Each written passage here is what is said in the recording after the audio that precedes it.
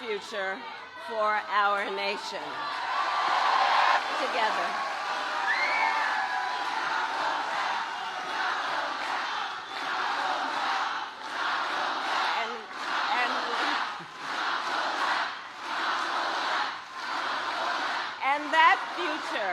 And that future we build will include what I call an opportunity economy, so that every American has an opportunity to own a home, to build wealth, and to start a business. You know, I love our small businesses. So growing up, do we have small business leaders here? Raise your hand. Yeah, right?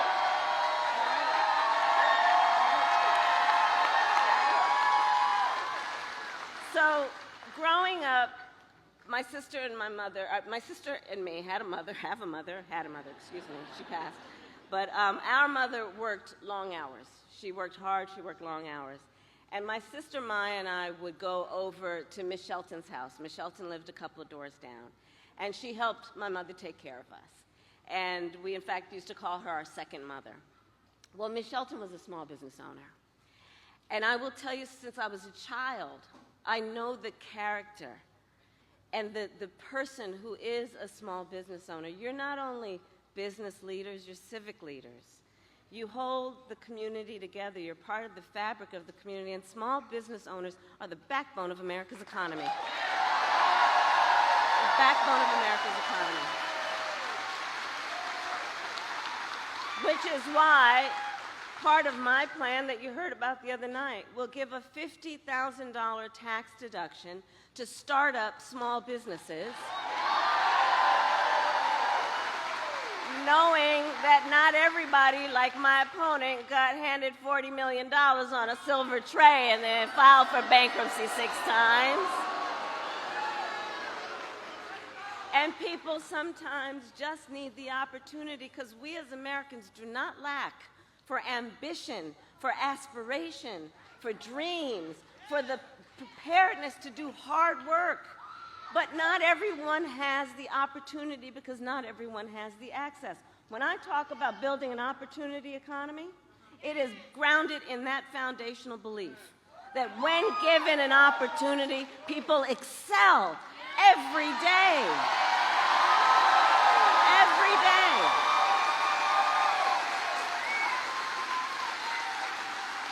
Part of my focus is on the fact that we need to build more housing in America.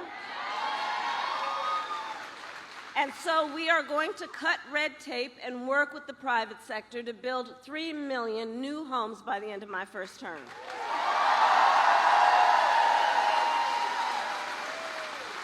And I have a plan to help lower the cost of living for America's families on everything from health care to groceries, including I will take on corporate price gouging, which, as we know, is about those few bad guys taking advantage of desperate people, and there needs to be a consequence. Under my plan, more than 100 million Americans will get a tax cut, including expanding the child tax credit to $6,000 during the first year of a child's life, understanding that new parents need support in that most critical phase of their child's development to help them buy a car seat, a crib, baby clothes. I will also make sure good-paying jobs are available to all Americans, not just those with college degrees.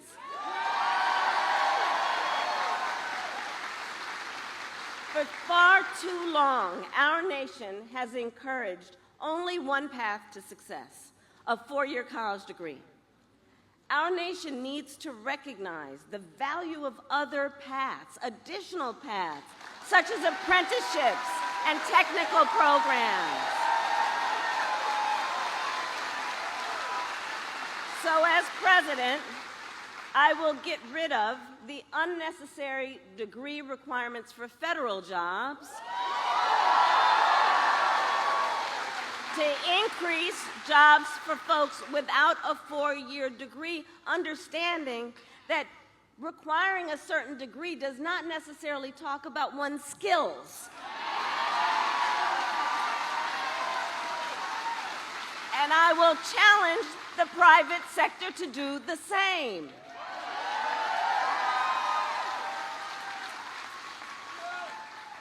All of this to say, look, I come from the middle class.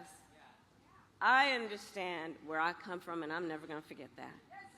And I will always put middle class working people first. It will always be my priority.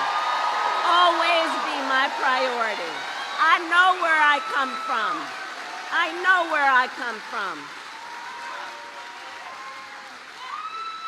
But now Donald Trump has a different plan. Just Google, just look up the Google. Just Google Project 2025. It is a detailed, dangerous blueprint for what he will do if he were elected president again. Donald Trump will give billionaires and corporations massive tax cuts, like he did before. He intends to cut Social Security and Medicare. And he wants to impose what I call the Trump sales tax on everyday basic necessities, which, as economists have reviewed, would cost the average family nearly $4,000 more a year. In fact, independent economists like Goldman Sachs have said my plan would grow our economy, and his plan would shrink the economy, reignite inflation, and send us into a recession by the middle of next year. On top of all of this, Donald Trump intends to end the Affordable Care Act. And let's remember, like, we're not here with Trump amnesia. We remember. Remember when he was president, he tried 60 times to end the Affordable Care Act. And as he said in the debate just this week, he has no plan to replace it. Right. You said it. He said he has, quote, concepts of a plan. Concepts of a plan. No actual plan.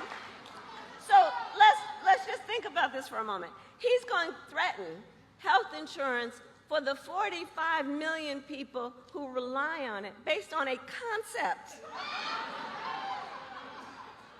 And take us back when insurance companies but because we remember where that was. We remember what that was when insurance companies had the power to deny people with pre-existing conditions. Remember what that was like? Remember. Well, we are not going back. We are not going back. No. We are not going back.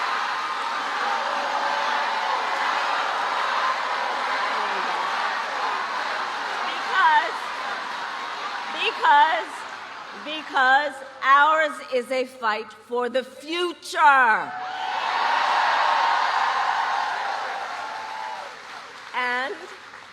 And ours is a fight for freedom. Like the fundamental freedom of a woman to make decisions about her own body and not have her government telling her what to do. And we remember how we got here. Donald Trump handpicked 3 members of the United States Supreme Court with the intent that they would overturn Roe v. Wade. And they did exactly as he intended.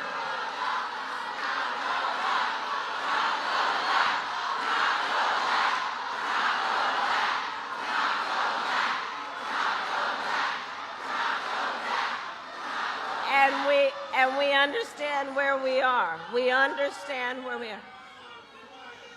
Hey, listen, Listen, now is the time to get a hostage deal and ceasefire. We have been working around the clock to get that done. And I respect your voice, but right now I am speaking.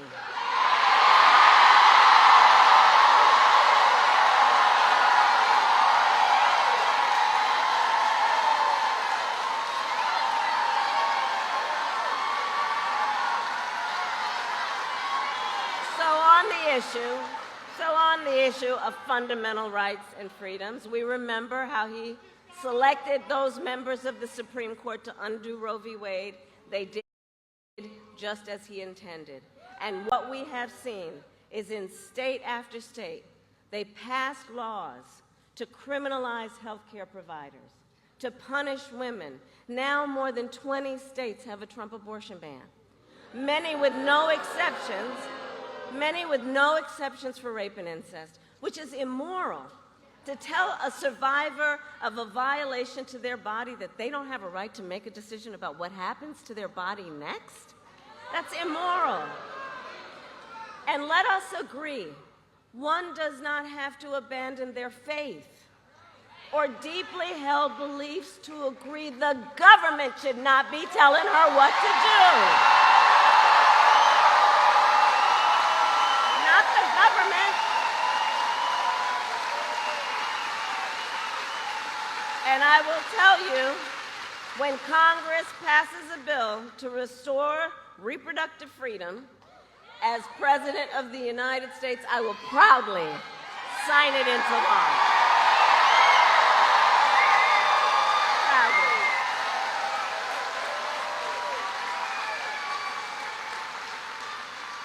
And I'm traveling our country, and I'll tell you, across our nation, we are witnessing a full-on assault on other hard-fought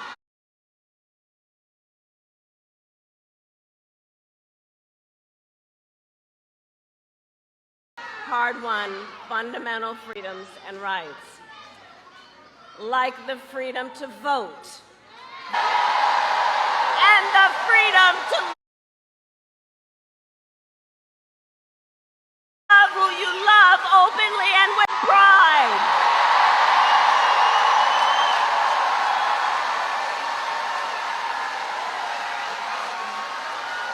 And generations.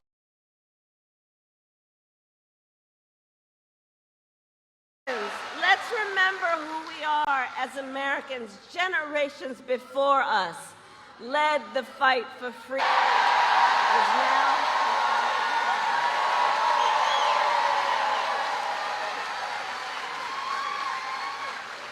And so much is on the line in this election.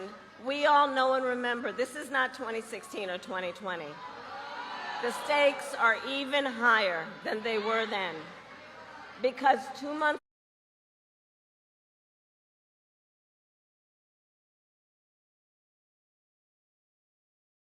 ago, the United States Supreme Court essentially told the former president that just imagine Donald Trump with no guardrails. Imagine what that might mean. Right. He who has vowed, if reelected, he would be a dictator on day one. He who called for the, quote, termination of the Constitution of the United States. And let us be clear.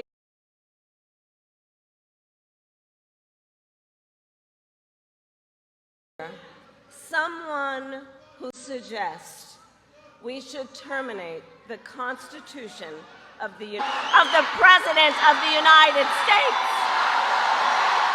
Never again.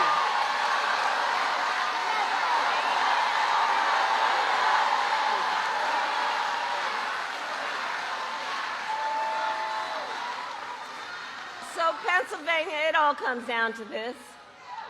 We are here together because we love our country. We love our country. And we who are here understand the awesome responsibility that comes with the greatest privilege on earth, the privilege and pride of being an American.